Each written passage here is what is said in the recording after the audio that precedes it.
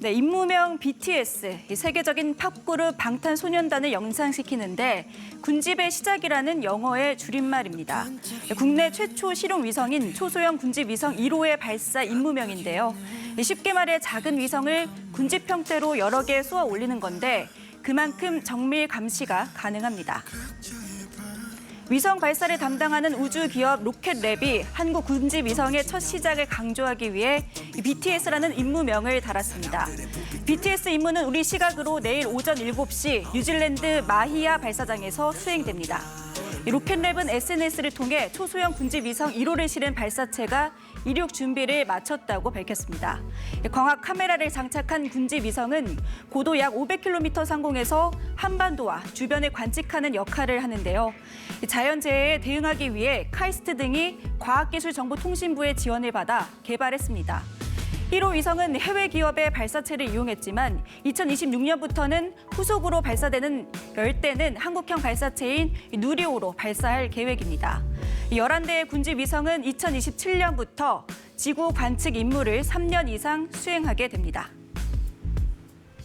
한국 경제 발전을 말할 때 많이 하는 말이 바로 이 한강의 기적이죠. 전쟁의 참화 속에서 가파르게 경제 성장을 일궈냈고 그 결과 세계 13위의 경제 대국으로 올라섰습니다. 한강의 기적이 끝나가고 있다는 외신의 뼈아픈 지적이 나왔습니다. 한국 경제의 기적은 끝났는가? 영국 파이낸셜 타임즈가 한국의 저성장을 경고한 기획 기사를 보도했습니다. 제조업과 대기업 중심의 한국식 국가주도 성장 모델이 이제는 낡은 모델이 됐고 수명을 다하고 있다는 겁니다.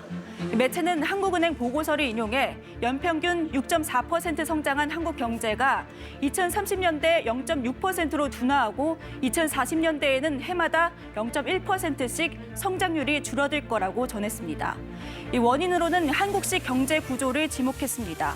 반도체나 배터리 같은 제품을 상용화하는 데는 강점이 있었지만 새로운 기반 기술을 개발하는 것에는 약했다는 분석입니다. 여기에 그간 성장을 견인해온 값싼 에너지와 노동력마저 흔들리고 있다는 지적입니다.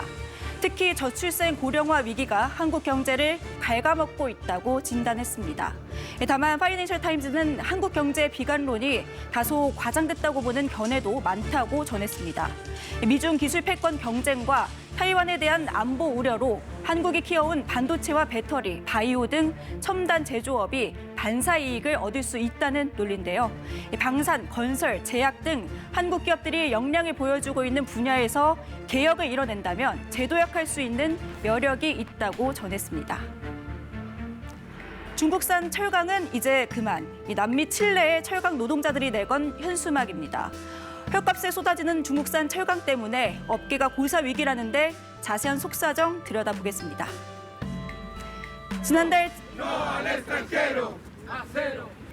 지난달 칠레의 공장 노동자들은 조업을 중단했습니다. 중국산 철강에 관세 부과를 요구하며 거리로 나선 겁니다.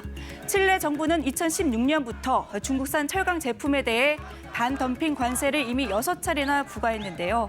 하지만 중국 정부의 보조금을 앞세운 중국산 제품과 경쟁하기에는 역부족이라는 겁니다.